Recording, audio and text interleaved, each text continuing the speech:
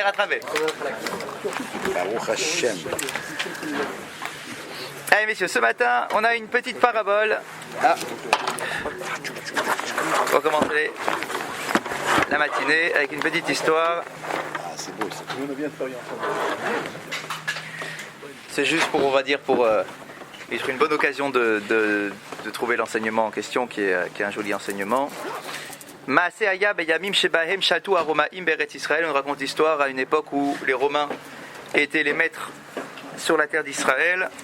Ba'et ahi itgorer ba'ir kesar ya sar roma'i chashuv nitsugo shel kesar. Et comme ça se faisait constamment, eh bien lorsqu'il y avait une conquête qui était faite par les Romains, tout de suite ils nommaient un gouverneur romain, donc représentant du César, qui était là et qui prenait la direction de la région qui venait d'être conquise. Et donc là ici il y avait donc un nouveau gouverneur sur la région d'Israël.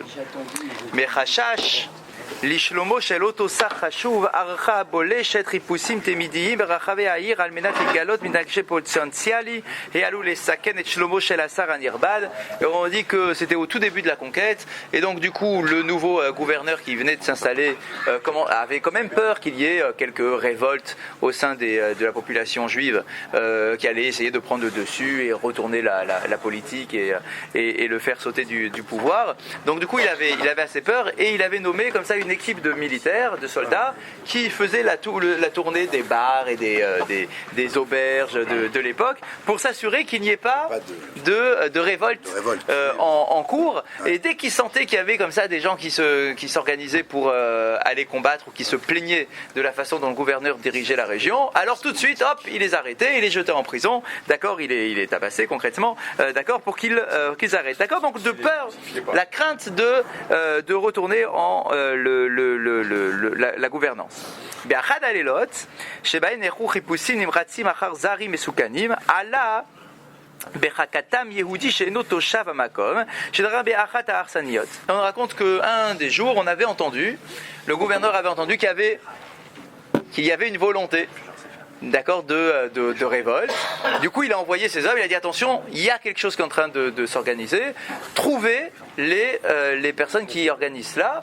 Ils ont tourné dans toutes les auberges et ils sont tombés sur un juif qui était étranger, qui était a priori pas du coin, mais un juif qui était là dans l'auberge, et ils se sont dit Tafsu oto vechima tamdu levatse abo et mashayu mevatserim bechol mishelo matzachen beinehem. Et ils étaient persuadés que ce pauvre juif faisait partie des révoltés, alors que lui était même pas, enfin voilà quoi, il avait rien de spécial, d'accord. Donc ils ont commencé à l'attraper, ils ont commencé à le tabasser pour lui dire ouais, qu'est-ce que tu veux contre le gouverneur. Ils ont commencé à frapper.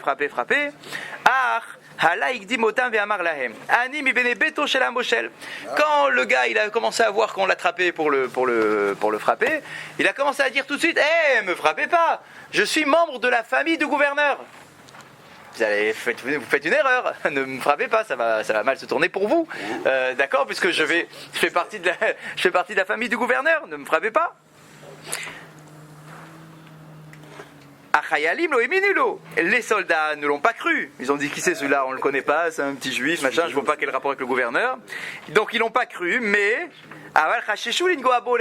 ils ne l'ont pas cru, mais quand même, ils ont eu peur de le tabasser complètement. Ils se sont dit imagine, c'est vrai. D'accord, ça va se retourner contre nous. Et ils se sont dit, si on le frappe trop et que c'est vraiment quelqu'un de sa famille, du coup, le gouverneur va nous punir à nous. Donc, du coup, ils étaient un peu gênés. Donc, ils l'ont attrapé quand même. Ils l'ont pas trop frappé. Ils l'ont jeté en prison. Et ils se sont dit, maintenant, c'est la nuit. On va pas les déranger le gouverneur sur ça. On va le laisser en prison. Et le lendemain matin, on ira voir le gouverneur et on lui demandera s'il fait partie de sa famille. Beigio à Boker, il voit que le matin arrive. Et Biouata Yehudi le Harmon, on amène le juif, on le sort de prison, on l'amène au palais. Ishiru Tachat Mishmar Kaved, on l'a mis sous bonne garde. Nirtesu à la Sarve Yehudiou. Et ils sont rentrés donc dans la pièce où il y avait le gouverneur. Et ils lui ont dit Balaïla Shahavar Matsanu Beachat Arsaniot Ish Yehudi Atoen Kiou Bemene Betecha. Et il commence à dire tu sais quoi, hier dans notre surveillance du quartier, on est arrivé dans une auberge et on a trouvé là-bas un juif qui dit être de ta famille. Est-ce que c'est vrai? Est-ce que tu peux nous le confirmer?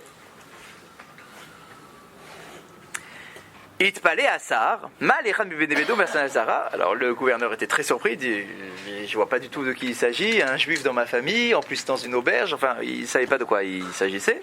Siva Leavi et Yehoudi Veshaloto, donc il s'est dit je vois pas, amenez-le-moi et on va discuter, on va voir, peut-être qu'il fait partie de ma famille, il va savoir comment, d'accord, peut-être. Haïm Atam Akiroti, alors il pose la question au juif là qui est devant lui, il dit Haïm Atam Akiroti, tu me connais? Yehudi shelo yada lehan uval velo ziha et adover elav ana et aemet lo adoni. Le juif qui s'est retrouvé comme ça devant le gouverneur, il le regarde, il dit non, je vous connais pas. Imken garbo asar ketzad yacholata liyot mi bene beti imen chamakiroti. Alors du coup le gouverneur s'emporte contre lui en disant mais t'as dit à tout le monde que je faisais partie de ma famille. Comment tu peux dire être de ma famille alors qu'on se connaît pas, on s'est jamais vu. A priori on n'a aucun lien, Il répond Bevakasha mimcha, je t'en prie. Adoni Assar, cher gouverneur, Omna meni bibene betecha, c'est vrai que je ne suis pas membre de ta famille. Aval, batarti becha, shetin agimi betzedek uvrachamim. Mais j'ai espéré, en disant ça, que tu me prennes en pitié, en miséricorde, et que tu te comportes gentiment avec moi.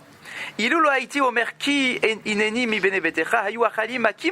que si je n'avais dit que je faisais partie de ta famille, tes soldats m'auraient tabassé, m'auraient jeté en prison, ils m'auraient pas laissé tranquille. J'ai pas voulu te porter préjudice. J'ai voulu simplement me protéger en me mettant finalement sous ta protection, en disant que j'étais membre de ta famille. C'était simplement pour qu'ils se calment, en espérant. Très sérieusement, je me suis bien douté qu'ils allaient m'amener devant toi.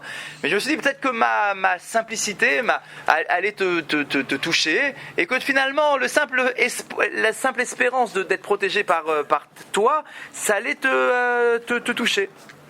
Amar asa yachayalim ish ze shebatar bi she'agen alav echabed et emuneo bi shachou ve'nichulu larzor beshalom leiro. Et bien en réalité le gouverneur a été touché et il a dit à ses soldats, cet homme-là il n'avait aucun lien avec moi mais il n'empêche qu'il a demandé ma protection, allez laissez-le partir. D'accord, c'est pas quelqu'un qui s'est révolté contre moi, au contraire, il s'est soumis à ma protection, il s'est mis sous mes ailes de la protection, donc du coup, laissez-le partir. Quel est le sens de cette histoire? Omer à Midrash, le Midrash nous dit Shumash Amar David Ameler alav shalom. Dans les Teilim, David Ameler dit la chose suivante Elokai, Becha batarti alevosha. On se tourne vers Akadosh Baruch Hu et on dit dans les Teilim Mon Dieu, maître du monde, Becha batarti, en toi j'ai eu confiance. Al evosha, ne me fais pas honte. Gam kol kovecha lo yevoshu, et que grâce à mes espérances, tu me renvoies pas de la honte. Quel Omar, c'est-à-dire Elohai becha batarti, mon Dieu, j'ai eu confiance en toi. Bishvil she batarti becha, puisque j'ai eu confiance en toi et que je m'en suis remis entre tes mains. Al yatsu oivaili, alors que mes ennemis ne se lèvent pas contre moi, et protège-moi de mes amis. Les chol adam aboter bachem muftachat agana me'et aboré. Akadosh Baruch Hu, il n'attend pas grand-chose de nous. En réalité, ce qu'il attend, c'est qu'on s'en remette à lui. Si tu t'en remets à lui en te disant simplement, je suis de ta famille, quoi. On se connaît, je me positionne sous ta protection. À aucun moment, je crois avoir suffisamment de force pour me protéger tout seul. D'accord, je ne suis rien, j'ai pas de puissance, j'ai peur de mes ennemis, mais je n'arrête pas de dire constamment dans les tfilotes, dans les télim, dans toutes les prières qu'on peut réciter, on n'arrête pas de dire Dieu, tu es notre Père, tu es notre Père, tu es notre Père. Alors on est tes enfants. Donc si on est tes enfants, même si c'est pas vrai biologiquement, c'est clair, ouais. D'accord, mais malgré tout, on s'en remet à ta protection. Donc du fait de s'en remettre à ta protection, ne nous fais pas honte. Ne nous rejette pas de cette protection, comme le gouverneur qui a été touché par cette délicate attention de la part de ce petit juif, d'accord, qu'Akadosh Baruch Hu aussi puisse nous prendre en pitié en se disant, ce sont mes enfants, allez, je vais les protéger, même s'ils ne méritent pas forcément, même s'ils n'ont pas forcément le niveau qu'ils devraient avoir, mais le simple fait qu'ils n'arrêtent pas de dire qu'ils s'en mettent à ma protection, qu'ils s'en soumettent à ma protection et ma volonté, déjà ça me suffit, et du coup, je peux espérer avoir la protection d'Akadosh Baruch Hu, comme on le dit donc dans les Teilim. Halakha du jour.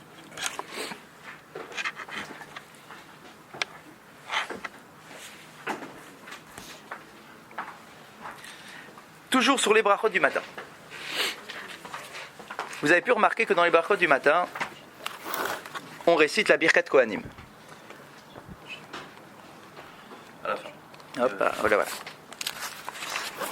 On a la Birkat Torah, et après la Birkat Torah, on a tout de suite après Birkat Kohanim. On est d'accord ? Page Page 4, ouais, c'est pas très loin. D'accord, il y a la Birkat Kohanim qui est tout de suite après la Birkat Torah.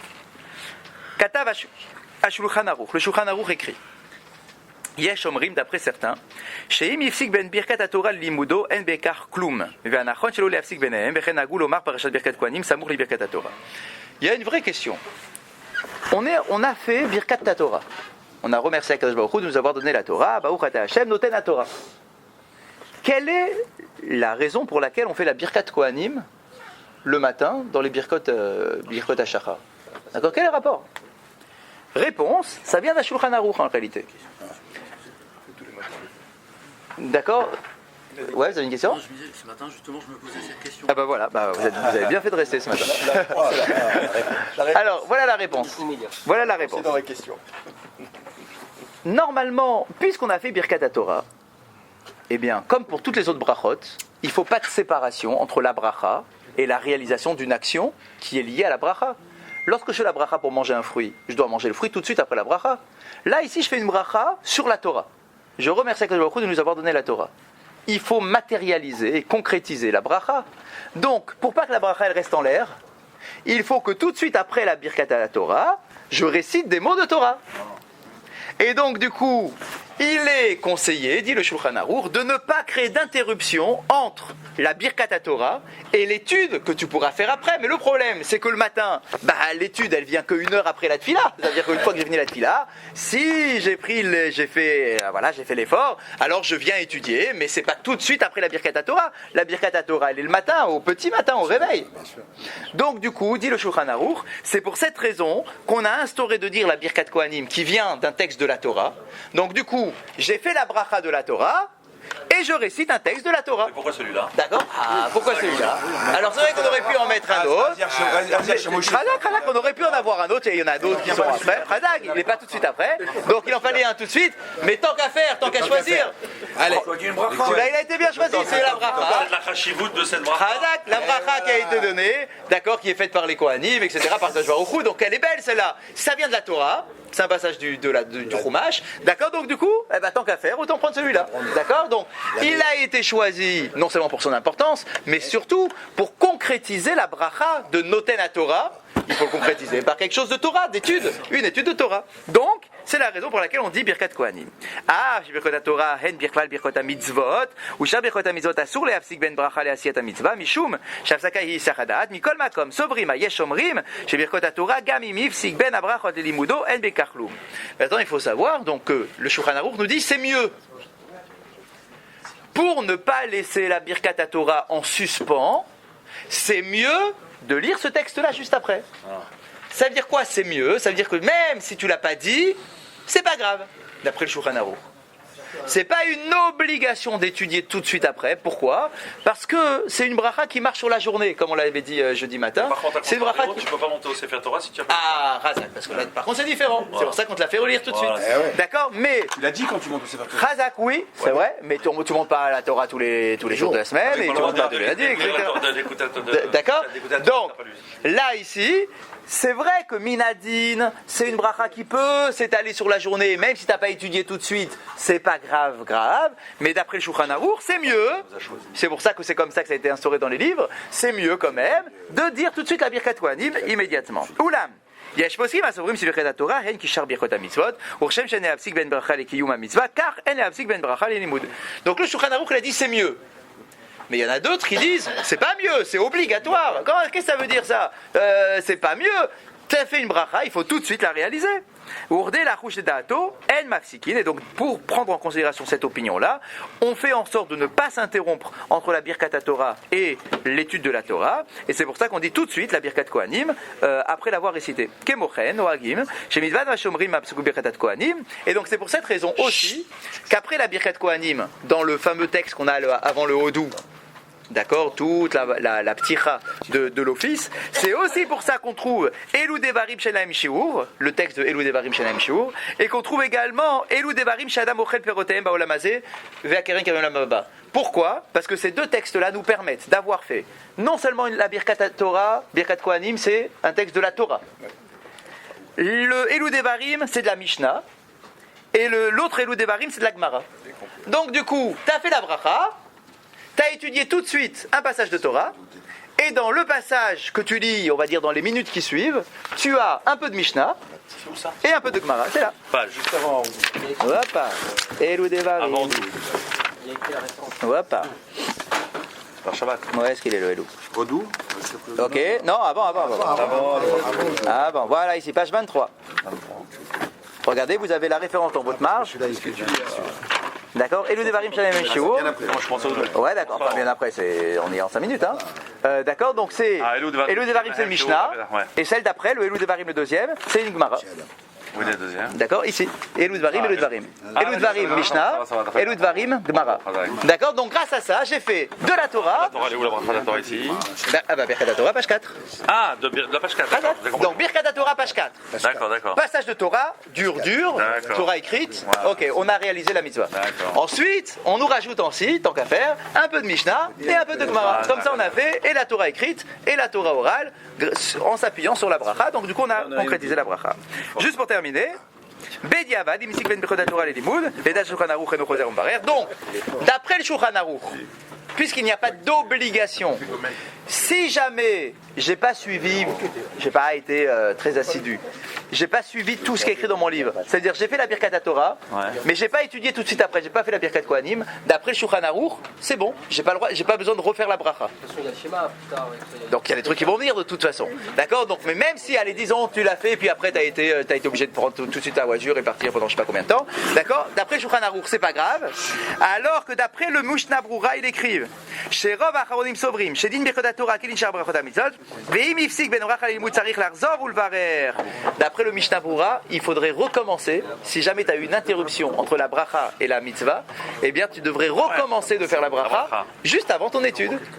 D'accord, mais deux Shulchan Aruch, donc pour les Sfaradim, pas besoin. Donc dans l'idéal, c'est quand même mieux de le faire, mais si je ne l'ai pas fait, je suis pas obligé de recommencer la bracha. Et dans tous les livres, c'est pareil? Oui, bien sûr.